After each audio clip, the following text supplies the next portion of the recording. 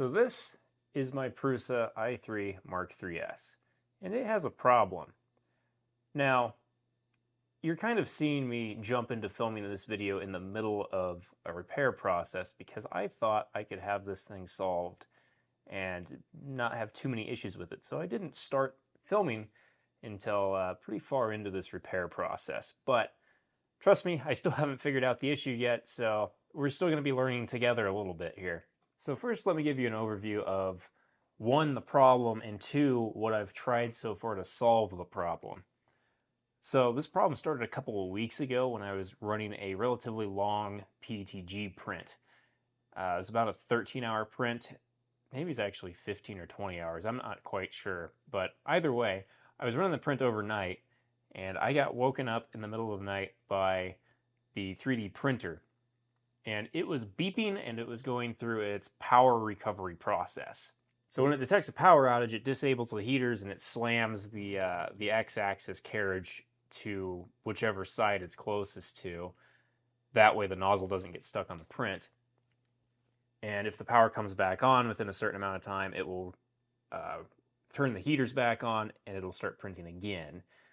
And if it takes a longer amount of time for it to come back on, it'll reheat the bed in order to keep your print stuck down if there's any chance of it being stuck down, and it will pause the print and wait for you to okay recovering the print or not. So what it was doing is it got to the point where it was power panicking. It would reset itself. It would start printing again for 20 seconds to 2 minutes, and then it would power panic again, and it would just repeat this process, and it was just kind of boot looping, so to speak. Now, I'd actually seen an issue like this before, and I went down a whole rabbit hole troubleshooting it. And the problem that I had before was that I had recently moved the printer, and when I moved the printer, I didn't plug this end of the power cord that goes into the power supply on the printer. I didn't plug it in all the way. So what was happening is it was just kind of vibrating loose a little bit, and this would lose contact for just a second, and the printer would power panic and it would pause. It took me forever to figure that issue out, and I kind of felt like an idiot after I did that. So having had that problem before, my first thought was check the power cable. So I made sure the power cable is plugged in all the way. It didn't go in any further when I tried to push on it, so figured that wasn't the problem. And as I was wiggling the power cable around, it was still doing its little power panic routine, kind of boot looping.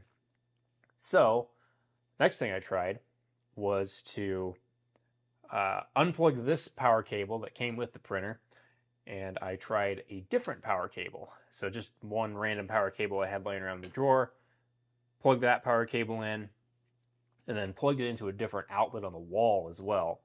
So it did that at 12 a.m., and it seemed to be okay. After I got the print recovered from power panic, because when I unplugged it, it just did the normal power panic routine. So I plugged it back in, recovered from power panic, and it kept printing. And it was printing for quite a while. So I went back to bed, and sure enough, at 3 a.m., it starts doing the same thing again. And at that point, I just came out here and ripped the plug out of the wall and said, screw it. I don't care about this print that much. This has woken me up twice. There's clearly something wrong with this, and it needs to be addressed. Now, the only other piece of evidence that I had was that entire 3-hour block, there was a little bit of a thunderstorm going on outside, at least thunder and lightning. It wasn't a horrible storm, but there was some lightning in the air, and I thought maybe that was causing problems. So I've definitely printed in thunderstorms before and not had issues with the printer. And during that time, my lights weren't flickering or anything like that. There was nothing that was suggesting that there was actually a power anomaly happening. But anyway, fast forward to the next day or two, I decide to check out the printer. I pop the cover off the power supply, check the power supply voltages. Everything seemed to be fine. So I ran a smaller test print, a print that was only about 2.5 hours.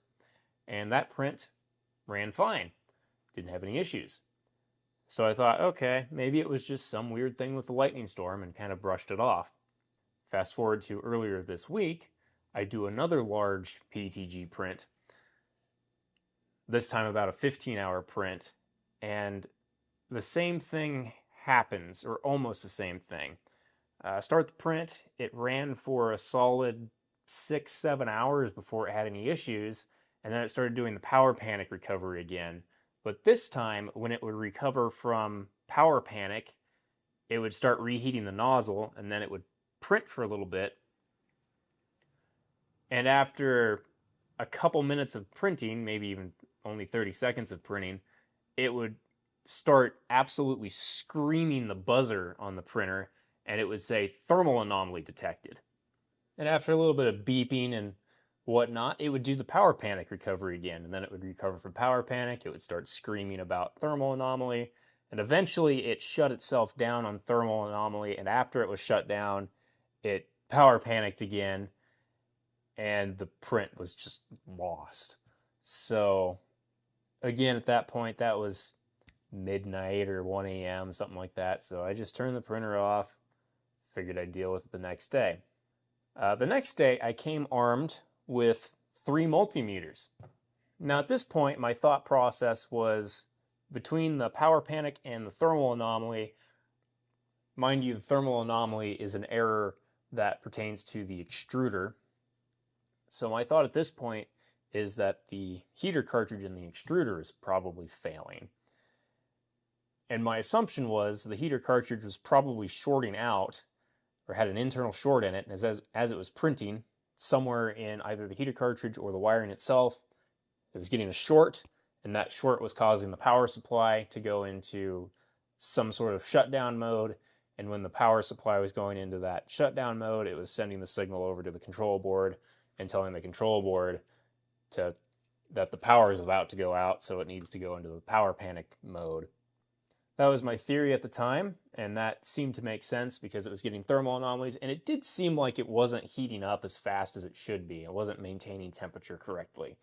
So I thought maybe there was a short circuit, and as the printer heated up, cooled down, wiring moved, maybe it's going between an open short circuit and a short circuit or something like that. Maybe the wire right on the heater cartridge was shorting out, something like that. But anyway, the next day, this time equipped with 3 multimeters, I got to work. I put one multimeter in series with the heating element on the hot end, measuring current through it. I set up one multimeter to measure the output voltage of the power supply, and I hooked up another multimeter to measure the output current of the power supply. This is where things started getting weird. What I was expecting was for my meter, which I had in min-max mode, measuring current through the hot end, to pick up a large spike of current somewhere during the print. At least when it started erroring out like this. But it didn't. This time I started the same print that was running the night before, and it only got about 3 or 4 hours into it, and it started going through this same boot loop of power panic and then thermal anomaly. But there were no excessive current spikes going through the heater. There were no voltage drops from the power supply. And I kind of was baffled as to what was going on. So I measured the resistance of the heater, unplugged the heater terminal block from the board, measured the resistance here. I think it was about 14.4 ohms, which if you do the math on roughly 14 ohms, what you're going to find out is that at 24 volts, that heater should pull 40 watts, which is exactly what it's rated for. So just baseline cold resistance of the heater seemed fine. The running current never got above 1.6 amps, or 1.628 or something like that. It was perfectly in line. Again, you do 1.6 amps times 24 volts, you end up with 38 watts or so. So the current the heater was pulling was fine. Never spiked up too high. The only thing I noticed that was weird and was a bit of a red flag is that when it was recovering from the power panic and it was trying to heat the nozzle up, the amount of current that it would put into the nozzle really wasn't that high. So it maxes out at 1.6 amps, and when it was reheating the nozzle, it probably only put out 0.4 to 0.8. It seemed like it was really weak. So at this point, I did what any logical person would do, and I posted a very long-winded question on the Prusa 3D subreddit to see if anybody else had had issues like this before. Now, as a response to that question, there were a couple of people that had said that their heated bed had actually started shorting out and causing similar issues to what I was experiencing. They replaced the heated bed and didn't have any problems. So when people started suggesting the bed, what I did is I pulled the terminal cover off the bed. I took a multimeter and just measured the resistance of the heating element in the bed. And that resistance was right around 2.7 ohms. I did some digging in the Prusa help docs, and according to them, on a 24 volt printer, so a Mark III, Mark 3S, or Mark 3S Plus, this bed should measure about 3.4 ohms. Now, according to the website where you can buy this heated bed as a replacement part from Prusa, the current rating is 6.25 amps. And if you use Ohm's law, V equals IR, you'll end up with roughly 3.4 ohms is what the heater resistance should be for a 24 volt system that's supposed to pull 6.25 amps. So now I'm thinking that's kind of a red flag. That is a lower resistance, meaning this bed is going to pull more current than it's supposed to.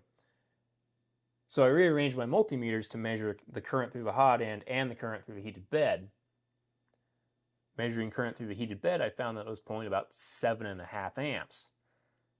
7.5 amps is about 1.25 amps more than what the bed was rated for.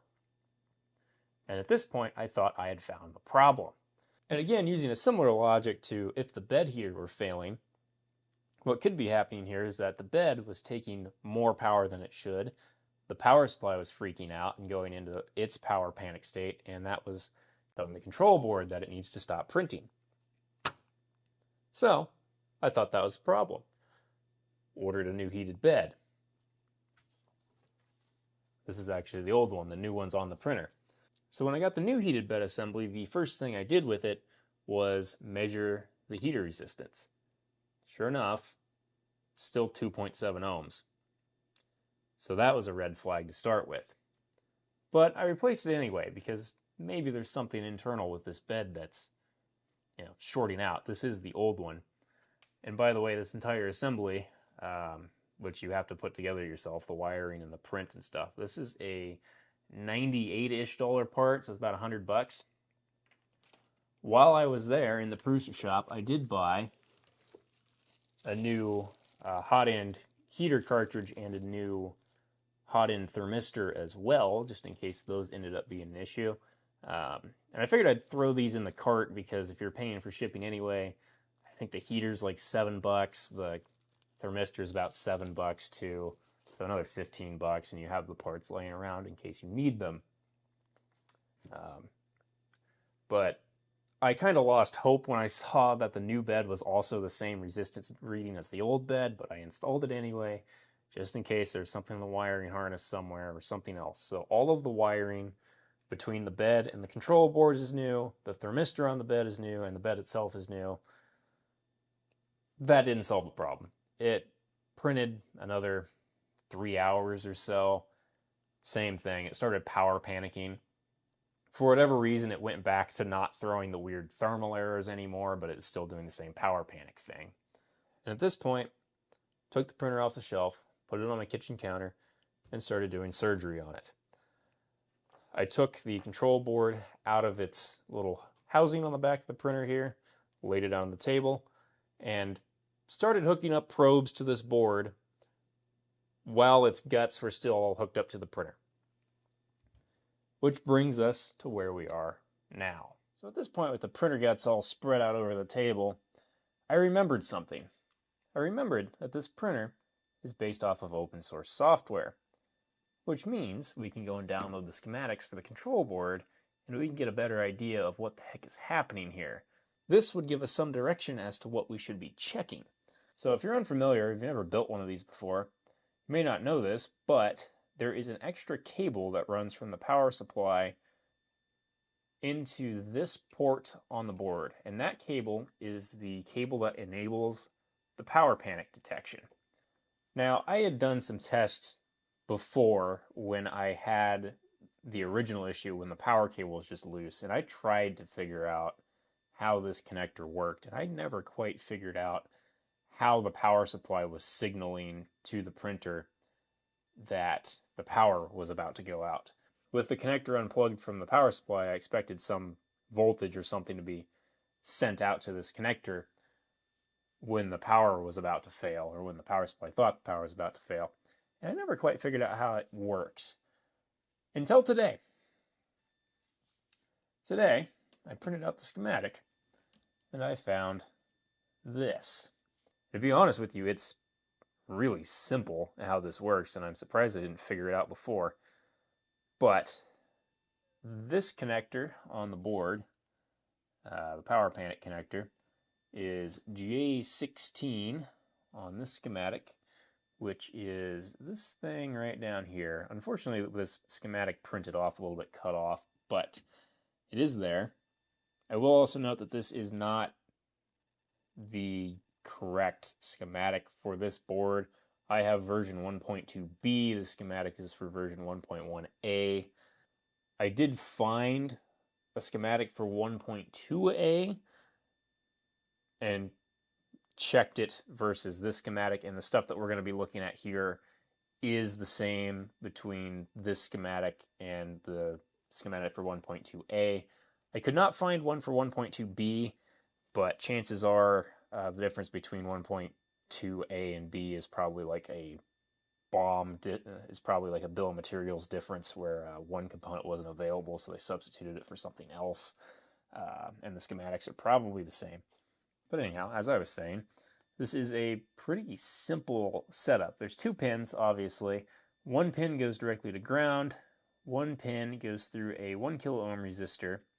On the other side of that 1 kilo ohm resistor, there is a 10K pull-up resistor and a metal oxide varistor, which goes to ground. Now, this metal oxide varistor is in here to absorb any voltage spikes that come through this pin too. That way it doesn't fry things further down the line. And then this resistor just pulls this line up to VCC, which is 5 volts. Now, what the power supply does is actually pretty simple.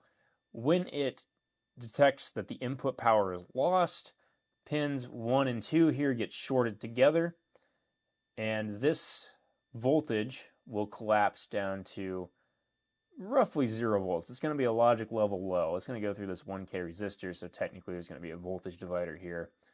Whatever. It pulls this pin to ground. Otherwise, it leaves pin number 2 floating. So that's why I never measured a voltage on this connector when it was disconnected. The power supply doesn't really output anything. It's an active low pin, otherwise it floats. Now, following this line in the schematic, you will see that it actually goes into pin 3 of J19. Now, J19 is the connector on this board that I've got all these wires shoved into. I believe that connector is for plugging a Raspberry Pi into the board and controlling the printer through Octoprint or Prusa Connect or any other software like that. For our purposes, it gives me a really convenient way to connect jumper wires into this board and probe things on this. So I connected a jumper wire into pin 3, and then I connected jumper wires into pins 10 and 14, which are just VCC and ground. So at that point, I hooked up my 2 channels of my oscilloscope to the VCC pin and the power panic detection pin, and I started rolling the scope. First thing I did was confirm how this circuit actually operates. So I started a print and I just turned the power supply off, and I saw that this power panic detect pin does go low once the power supply detects there's a problem. Otherwise, the pin stays floating at whatever voltage this resistor is pulling it up to. The other thing I noticed that I thought was peculiar is that the voltage of this power panic detect pin coming off of pin 3 was only 3.1 volts. This was odd. The microcontroller on this board is a 5 volt microcontroller. VCC is a 5 volt supply, which means theoretically, if we were sending a logic high into the microcontroller, we would want this signal to be at 5 volts. 3.1 is enough to get it done, and it's enough to trigger the microcontroller into thinking that this is a logic level high, but it really should be more than 3.1. I found that really odd. Now the 5-volt rail was at pretty much exactly 5 volts. It was like 5.03. I did measure the references here, the DC voltages, with just a regular multimeter as well, just to make sure the scope was spitting out numbers that made sense. Now, having my oscilloscope hooked up, what I was expecting to capture was the power panic pin going low, and thus that would tell me that the power supply thinks that it's about to lose power, and the board is just doing what it's told to do. I did not actually run a print long enough to get to a point where it was starting to fail, because this takes about 3 hours, it would seem, at this point for it to start having issues. However, I did print for about 2 hours, and after the 2 hours was up, I was kind of starting to screw around with the oscilloscope because I hadn't captured anything of value with it. And I noticed that this, the pin 3, the power panic detect pin, had dropped to 2.5 volts. What I'm thinking is happening is that this pin is just slowly dropping in voltage until it gets to a point where the microcontroller reads it as a logic low. It thinks that the power supply is telling it that it's about to lose power, and then it goes into its power panic mode, and it tries to recover the print. And then it just kind of goes into a boot loop. And I'm not entirely sure what these voltages do when it starts going into that boot loop, because I never let it get far enough into the print because I had to walk off and do something else. I didn't want to leave my printer running with its guts everywhere on the table. So I did not continue running it. But that was enough evidence for me to unhook everything from the board and play around with this. Another thing I should mention is that in my original troubleshooting is I did disconnect the power panic connector from the power supply, and it would still power panic. And I didn't know at the time if that was expected behavior or not, but having done some further research and knowing how this works now, that the power supply has to short these two pins together in order for the board to detect power failure, unplugging that connector should completely disable power panic protection. And the printer was still doing the same thing with that power panic plug disconnected. Also, with my probes hooked up, I disconnected the power panic cable, and it didn't change the reading whatsoever. I was still getting the 2.5 volts whether the power supply was plugged into this port or not. And that to me means that the power supply is not causing our problem. Something on this board has to be bringing this voltage down to something lower than it should be. So with the voltage dipping to well under 5 volts, in fact going down to about half of 5 volts in my testing, and it was still operating just fine at 2.5 volts, that tells me that there's something wrong with this board, and we need to figure out where this line goes. And you'll see here that it is labeled NAC_fault. So we can find every other tag in the schematic that says NAC_fault, and we can see what is connected to this. That will tell us what all the possibilities are for things that are wrong. Now, I've already looked through this and did some research on the parts that it connects to.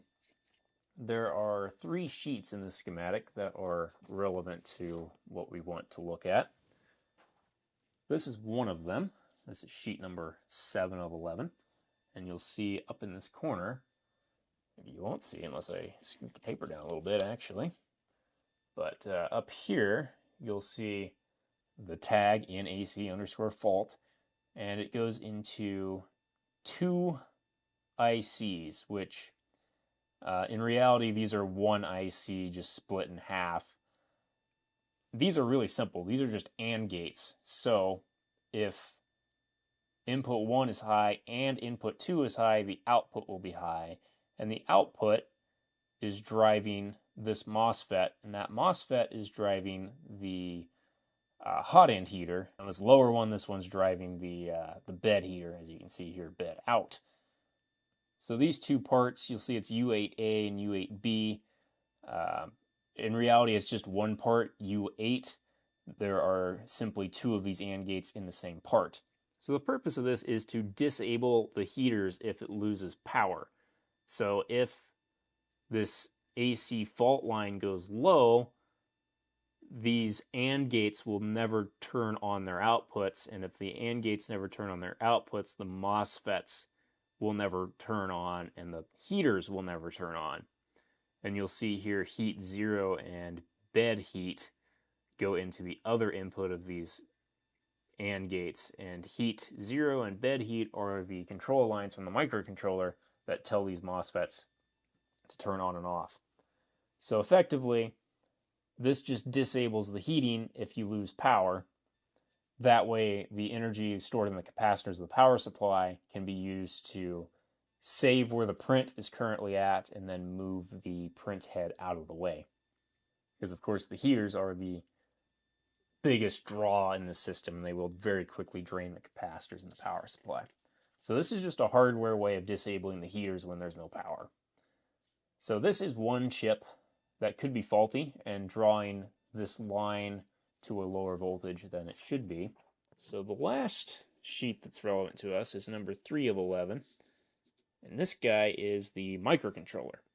And you'll see somewhere in this, it's right here actually, NAC_fault. And that just goes directly into the microcontroller pin. So there's no other circuitry here. So there are a handful of components that can be causing this issue. Could be the input of the microcontroller itself. It could be U8, the AND gates that we were just talking about. Or it could be this resistor or this MOV. That's really it. There's only 4 parts on this entire board that can possibly affect this, unless the board itself somehow has an internal short. I did do an in-circuit test on R69 here. That's the 1K resistor. And you can in-circuit test that because if you disconnect the power supply fault connector, you're effectively isolating one leg of this resistor, and then you can measure it accurately. And if you measure this 1K resistor, you get 1K, as expected. Now the rest of this you can't really measure particularly accurately. I did try measuring across the 10K resistor, and I got about 8.6K, which really seems about correct. Measuring across the MOV here, I'm not really even sure what I got, to be honest. I don't remember. It doesn't really matter that much. Now, if I was going to point a finger at something on here to fail, it would be the MOV, because MOVs do not last forever. I don't know if I explained what a MOV does, but a MOV effectively clamps the voltage of this line. This is just in here for input protection. And every time this part absorbs a little spike of energy, it damages itself a little bit in the process. And when they get damaged, they fail short circuit. And if this thing is starting to fail short circuit, that means that we're going to be slowly pulling this line closer and closer to ground, which would cause what we're seeing. So right now, I think this is our most likely culprit. Otherwise, technically possible that this resistor is going bad and it's not letting enough current in through the VCC line. Probably pretty unlikely though. Other option is one of the chips is failing, which also seems pretty unlikely. Usually silicon devices are pretty robust. This machine doesn't really have too many hours on. It's got about 1,500 hours, which isn't a huge amount for one of these machines, because a lot of people use these things in print farms and they just run all day, every day. This machine's, I think, about 3 years old. Now, the other thing that's interesting is that the voltage seems to drop slowly over time, which to me indicates that something on here is warming up slowly, and that's making the problem worse.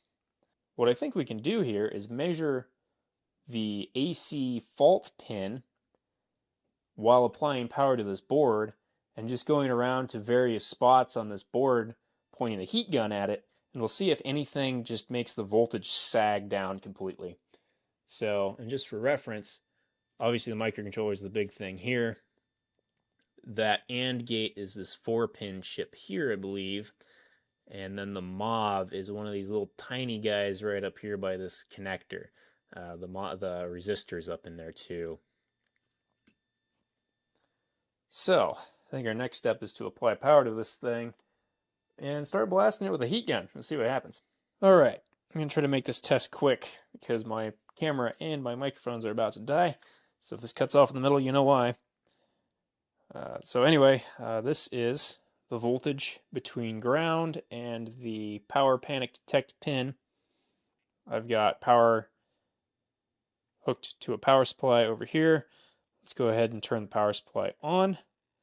So power supply is at 24 volts. It's drawing about 31 milliamps, which isn't anything too special. And you'll see that AC fault pin is at 3.326 volts and dropping actively as we look at it. Now, obviously, it's not dropping that quickly, but it is dropping, and measurably. So, obviously, the firmware of the board is not going to completely power on when I only have power running into the inputs here. But it really doesn't matter, because everything that we're about to test here is only the hardware of the board. So let's go ahead and fire up the old heat gun here. I'm going to set the temp down to something fairly moderate, like 150 degrees C. I don't want to desolder anything, I just want to warm things up a little bit. So we're at 3.1 volts. Let's start by pointing this down at the MOV over here. Kind of pointing this right in the area where the MOVs are, and we're down to 3 volts already, 2.98. It's interesting, it's kind of going down in steps. And 2.93. Okay, I'm curious, if I pull the heat gun away, does it start coming back up? It does, 2.94. And 2.941. It is slowly coming back up when I pull the heat gun away, it looks like. Just out of curiosity, let's point it at the microcontroller for a second. And this really, I have the airflow turned down pretty low, and I've got the temp set pretty low, so this really should not hurt anything. Pointing at the micro doesn't seem to do anything. It's going down a little bit, but we're probably heating the whole board up. We pointed at the AND gate. Going down slowly. But again, we are heating the whole board, so it's going to be hard to tell. If I blast that MOV, it seems to respond real quick. So blasting that area where those SMD components are, which is the MOV and the resistors, it's going down quick when I do that versus just pointing it at the AND gate. It's actually going up a little bit there. If I point it at the micro, yeah, not really doing anything. So that sort of narrows it down. So I'm going to go ahead and turn that back off. We'll put the heat gun down. So that proves that it is one of these passive components over here. And I think it's the MOV. So I think our next step is to desolder this MOV and see what this voltage reads. But I'm going to do that tomorrow after I've had some sleep and recharged, and all my camera equipment has also recharged. So, see you in the morning. It's the next day now, which means that we're ready to start working on this board, but I just want to talk about one more thing before we start taking this board apart. And that is, we were seeing 2 separate errors on the printer. One is power panic, 2 is the thermal anomaly errors. And I just want to quickly mention what I think is happening with the thermal anomaly errors. So we've learned that this NAC underscore fault line is drifting down in voltage slowly. And that AC fault line goes into these AND gates, and these AND gates control the bed and the hot end MOSFET. So these turn on and off the heaters. What I believe is happening is as that voltage is dipping down, eventually these AND gates stop seeing that voltage as a logic high, and they start to disable the heaters. And apparently, the microcontroller on the board that detects power panic needs to see a slightly lower voltage than these do in order to detect that as a logic low, and therefore go into the power panic mode. So effectively what's happening is the heaters are getting disabled by these chips because this AC fault line is doing things that it should not be doing. So that would explain both the random power panic events, and the thermal faults. One camera rearrangement later, we are ready to pluck off a component and see if we can fix it. And I want to start by taking off that mauve that we were looking at. So this RV27 component is what we're going to remove. Now I have the board layout somewhere. Right here is the board layout, which is also freely available. And RV27, if I line this up the same way that my board is, and also lined up in a way that you can read it, RV27 is right there. So right by J16, which is the power panic connector. So it's right here. And I also have a blown up version of the top copper of this board. And you can see right in this area is where we're going to be focusing. And if we put these sort of next to each other, you'll see that there's FB56 up here, which I believe is the part right here. It seems to be a fuse that's connected to the ground side of this power panic detect connector.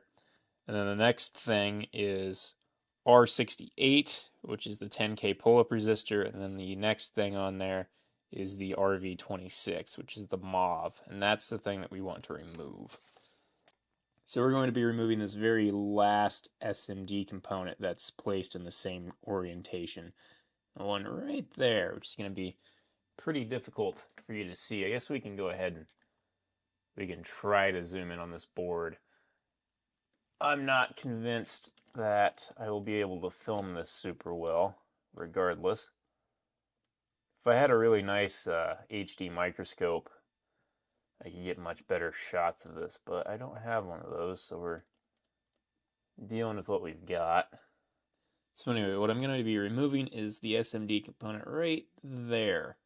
I'm touching with a tweezer. It's going to be pretty difficult to do. I believe these are 0402 parts, so they're real tiny, and it's going to be a little bit hard to get just that one component off without messing up anything else on this board. Go ahead and crank up our hot air gun. We'll use a decent amount of airflow, and I've got just a real tiny tip on the end of this. I'm just using one of these cheap hot air guns. They're like $40 or something. You buy them on eBay or Amazon, the 858D ones. I've got the temperature set at 375 degrees C and the airflow set right around half. And we'll see how that does. I know it's not going to be easy to remove this part for a couple of reasons. One, it's right by this plastic connector. I would rather not melt the plastic connector if I can get away with not melting the plastic connector. Another issue is that this board, according to the specifications, is a 6-layer PCB, and it has 2-ounce copper on all the layers, which that effectively just means that the board's going to act as a big heat sink, and it's going to be real difficult to actually get it hot. Alright, soldering iron nice and warmed up. Let's see what we can do with this thing. If anything at all. Let's see if we can't get in here and do the old trick where we kind of just flood it with solder and let it float away.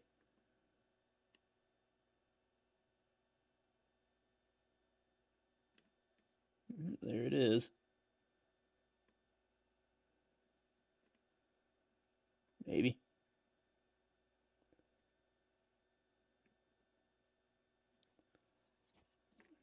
It's another one of those things where it'll be real easy to destroy everything else in the path of this. I think it's just kind of floating right there now. Yep, there we go. It's on the tip of my iron. Good. Take that off.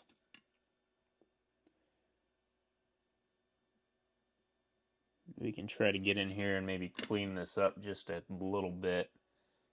At the end of this wick just dipped in flux. We're going to try to pull off any excess solder that doesn't need to be there. Anywhere where there's not supposed to be solder. And that looks pretty good. Alright, we'll go ahead and try to clean the excess flux residue off of here. Usually a little bit easier to do it while it's still fresh, so we'll do it now. Just rubbing alcohol on some Q-tips. Usually does an okay job. Only downside to using regular Q-tips is that the fibers from the Q-tip like to get stuck to the board. They do make like foam, effectively foam Q-tips that you can use that don't leave all the lint everywhere. That looks fairly okay. See if I can't get a better close-up shot of this just so I can show you what I did. Okay, so hopefully this is going to be close enough to where you can see this. But I took off the component that was right between those two little pads. And then just cleaned up all the excess solder and things that were in that area. So now we can do the same test that we did last night. We'll hook up our multimeter between ground and the AC fault line. And we'll connect our power supply up to the power in on the main board. Now if we've chosen the correct component to remove, what we're going to see is this meter jump up to 5 volts or maybe slightly under 5 volts when I turn the power supply on. So let's turn it on.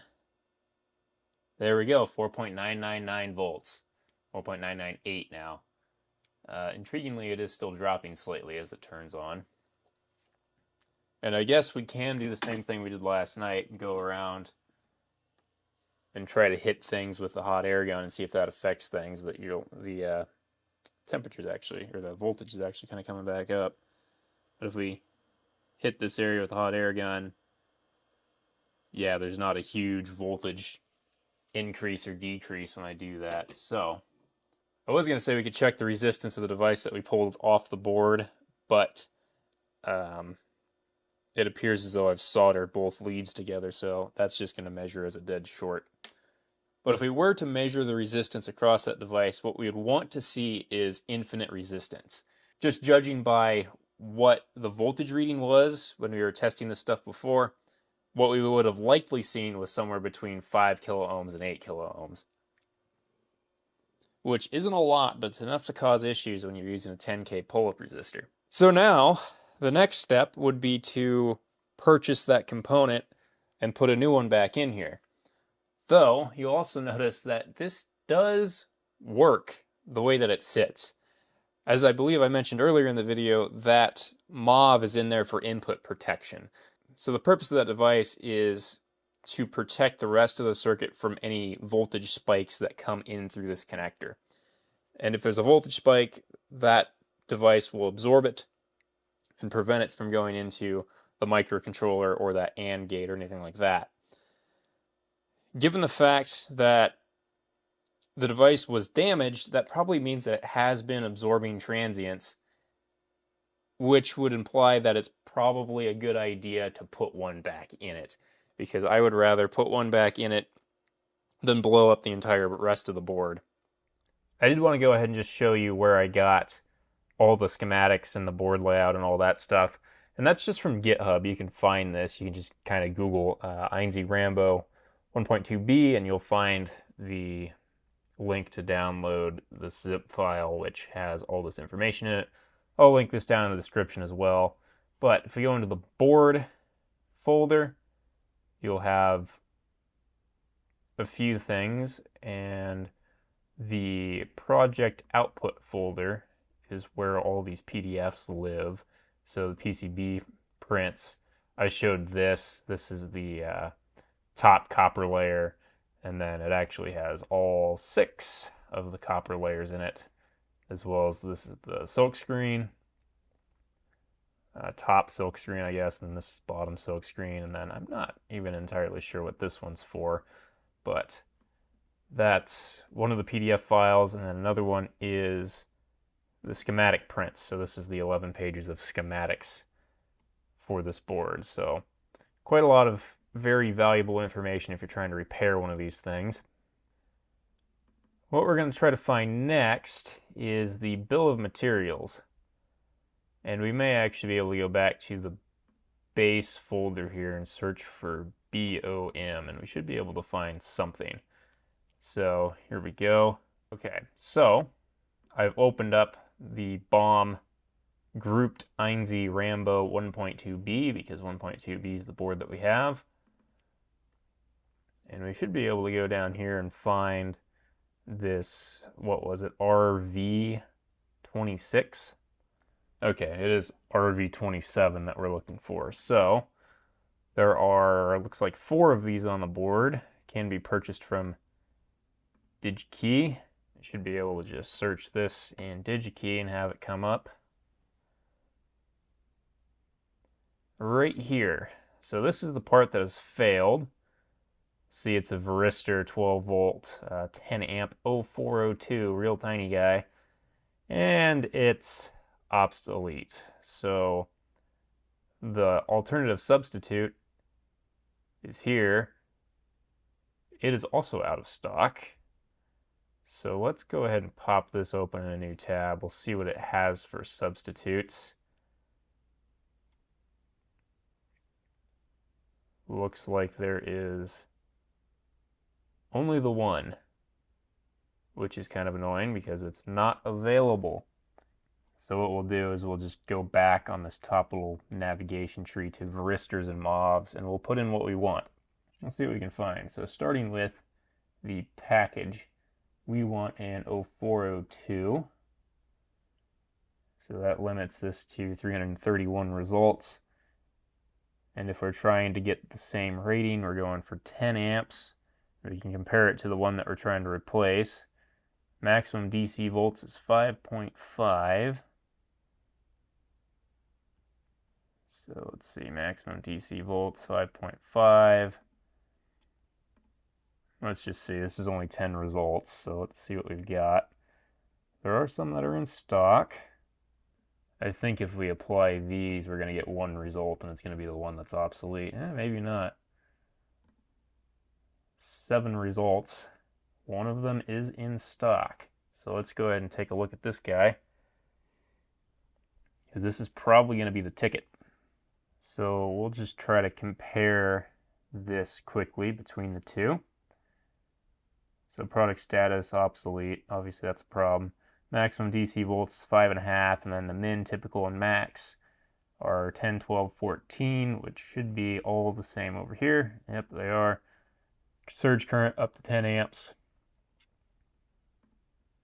This one has a little bit more capacitance. That really doesn't matter for what we're doing. So I believe this should be a suitable replacement. And they have 9,990 of them in stock.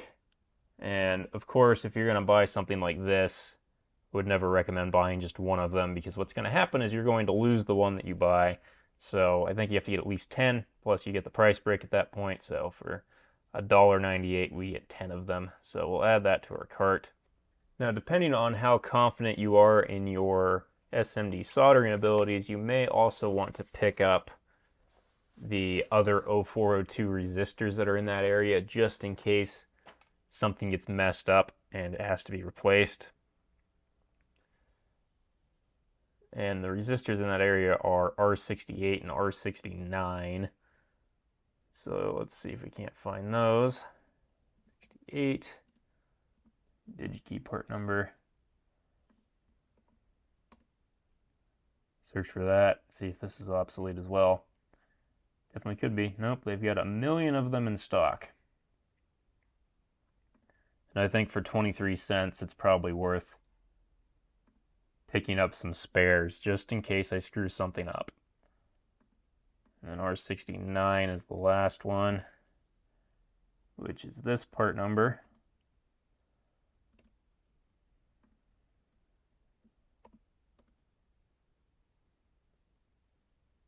There we go, 23 million of these in stock. And these ones are even cheaper, 14 cents to buy 10 of them.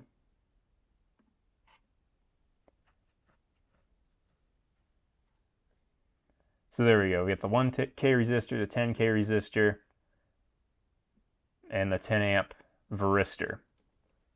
And that is going to cost us a whopping total of $2.35. It's been about 4 days for me, 4 seconds for you, and our DigiKey package has arrived. Let's go ahead and open this guy up. So we ended up spending, I think, about $2.35 worth of money on parts and $7 or so in shipping, plus a little bit for taxes and import fees and things like that. Pull this out of here. I did also buy a set of slightly nicer tweezers than what I have currently, so hopefully this helps me put the parts on a little bit easier. The tweezers that I have now are not great and are pretty worn out. So we've got 3 different bags of parts. As you can see, not much to them. All right, so take a look here. The part that we actually need is these guys, varistor 12 volt 10 amp. So hopefully we don't have to use these two. These are the extra resistors that I purchased just in case I break something on the board. This is the part that we actually need to replace. So let's bring our board back in here.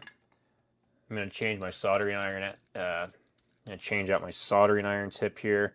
Tip that I was using was a 3.2 millimeter chisel tip, and that's fine when you're just trying to lob off SMD components, but now we want to try to put something back on that's real tiny. So we're going to go down to the smallest tip I have here, which is a 0.8 millimeter chisel tip, which is pretty darn close to just being a conical tip at that point, but we're going to use this guy because it's the best I got. Hopefully I can get enough heat into this board. That's going to be the hardest thing, really. It's just heating this board up since it's 6 layers of 2-ounce copper. And we're probably going into a ground plane as well with this part. So I'm going to fire up the soldering iron, get everything ready to go here. Alright, this is where everything gets really difficult to film because we're working with real tiny parts right in this area. It's going to be hard to see what I'm doing, and it's going to be hard for me to do it. So the actual soldering process here, not going to look amazing. You can look up YouTube tutorials on how to solder if you've never done stuff like this before. So, we got our nice new sharp pair of tweezers, and in fact I might use, since they're in here, you've got these nice angled pair, which I think will be easier to get over this connector and hold the part where it needs to go, at least hopefully. And we have our 10 varistors. See if I can't pull one of these guys out of here. There we go. It really does just look like a speck of dirt. Hopefully I don't lose that. I'll put the tweezers right by it there. I've also got some flux at the ready here. This is 247 solder. It's just cheap flux from Amazon. It doesn't really matter that much. And my nice thin 0.5 millimeter solder that I always use on this kind of stuff. So doing an 0402 is going to be a little bit difficult, but we're going to try it anyway. I'm going to come in here and just put a little bit of solder on the pad in here. That was more than a little. That's actually a pretty good ball of solder. So it'll probably be too much, but let's now come in with some flux. Nice big glob of flux on there. And we'll take our little tiny varistor, set it down where it needs to go, and then hit it with the soldering iron.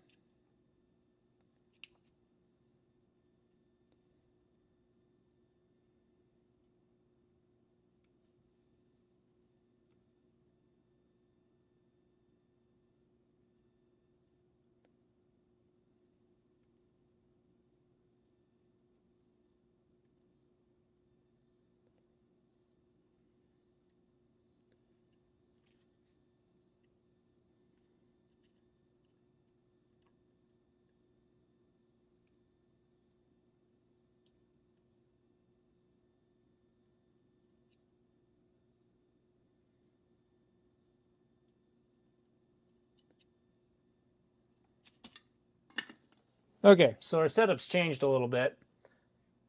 I'm going to attempt to do this with this USB microscope sort of in the way here, and it's a bit ridiculous. I will add the footage from the microscope in if I can. It's not the greatest microscope. You see I have this flashlight pointed in here just to try to give it some fighting chance at being able to illuminate things.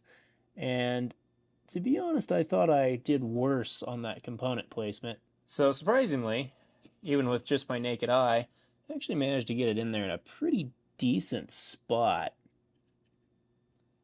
I'm going to try to get a little bit straighter though.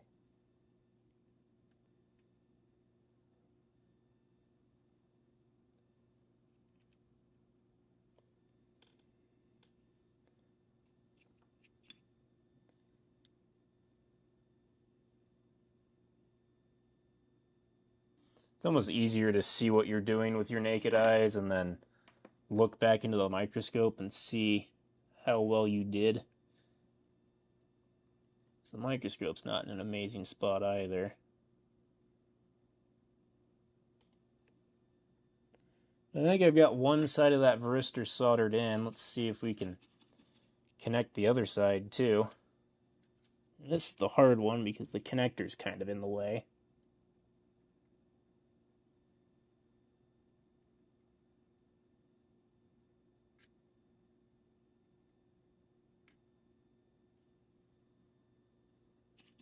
See, now I've gone too far and I've just solder bridged those two parts, so we're going to have to clear that off.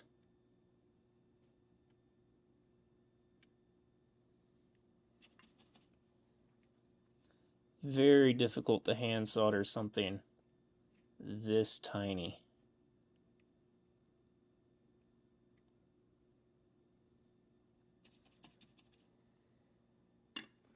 Might even be able to stick some solder wick in there and kind of clean that up just a little bit. That'd be the easiest way to do this.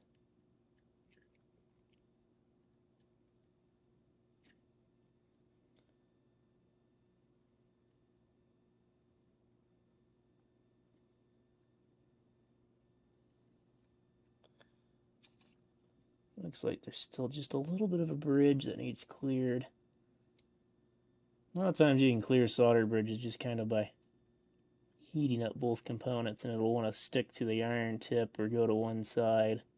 I say we go ahead and try to clean the flux off of this and see how I've done. Does not look particularly amazing right now, but let's see what I've done.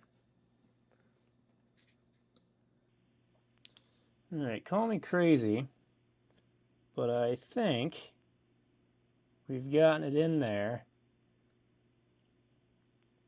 and everything else is still connected. It looks okay. Hopefully the microscope video shows something. It is really hard to see it on the screen of the microscope.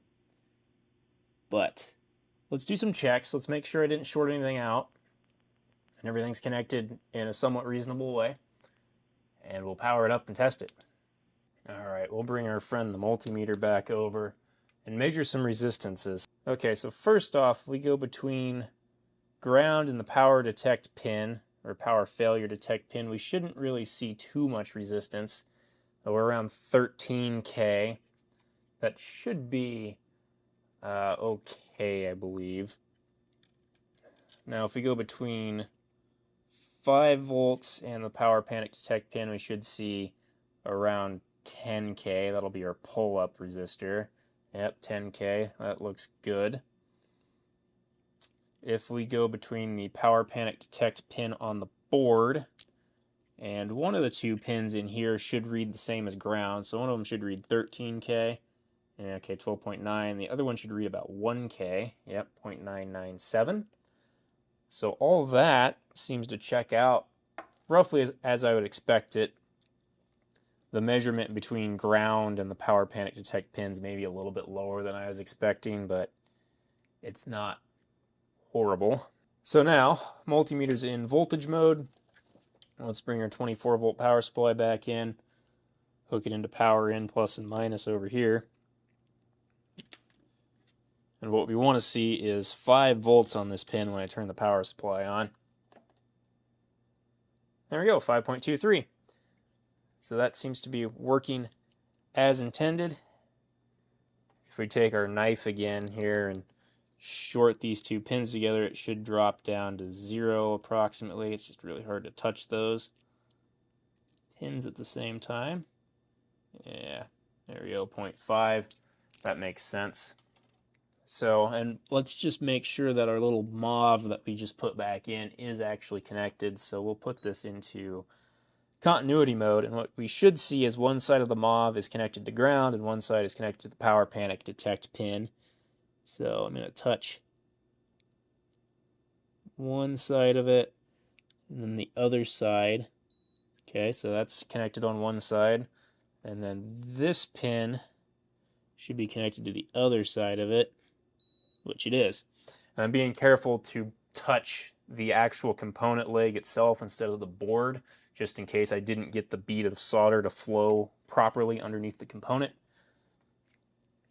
But that all looks very good. Okay, this is a very delicately balanced camera setup, but this is about as good as I can do for macro photography with my current camera setup. But you can see sort of what we did and sort of why it was so hard, just because these things are super tiny. So we replaced the third component right here, that one on the very top that's parallel with the other 2 down there. So we replaced that little guy, which was not easy to do, but we managed to get it in the end, and that's all that matters. It's connected, nothing shorted out. We didn't even need to buy any of the spare parts that I bought, which is good. I don't think there's any way that you could possibly hand solder anything smaller than that part. And honestly, I think that part's probably sort of beyond the limit of what you should be trying to hand solder. But we got it in there. It works. So last thing to do is put the printer back together. And if you want to know how to put the printer back together or take it apart, I would highly recommend looking at Prusa instruction manuals, assembly manuals, I should say. They do a good job. I did buy my printer from a kit, so I'm not scared to just start pulling things apart and redoing things. That doesn't bother me too much. But anyway, we replaced that tiny little guy, and this board should be good to go. It's also worth mentioning that to buy this board from Prusa, it would cost you $120, so at least in my opinion, it's worth the time and effort to go through and fix it instead of just buying a new one. So anyway, I'm going to go put this back in the printer. Shouldn't be any reason for this to not work, but I will update you once we get it in. Alright, I've got her back together. As you can see, it is printing. There is one more thing to test besides just letting it run a really long print, and that is to make sure that Power Panic does still work. So we're going to go ahead and turn the power switch off.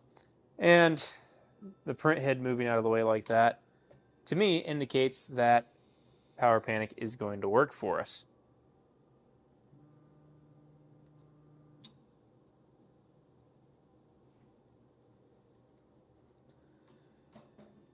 And it says recovering print on the screen. It looks like it's going to work just fine for us.